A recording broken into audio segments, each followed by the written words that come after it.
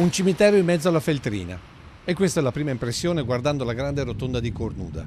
Quasi un luogo simbolo di protesta. Infatti qui 4 anni fa stazionarono per mesi i forconi e da questa mattina oltre una cinquantina di croci bianche con relativi lumini richiamano quelle che i manifestanti definiscono vittime dello Stato. Per tener viva la protesta, perché dopo 4 anni che lo Stato ha promesso il risarcimento ai risparmiatori e fino ad oggi non si è visto un euro. Senta, ma perché proprio delle croci?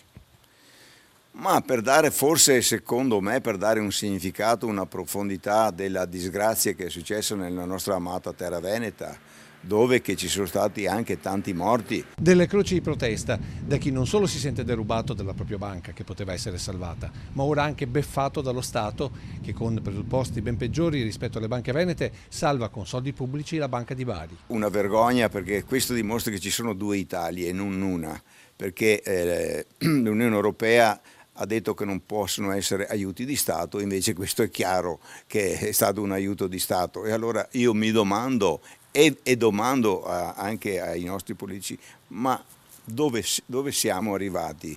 Croci per ricordare anche chi non ha più fiato per combattere. Ora che l'iscrizione nel registro degli indagati per bancarotta di Vincenzo Consoli potrebbe configurare l'anticostituzionalità della cessione di Veneto Banca a Banca Intesa.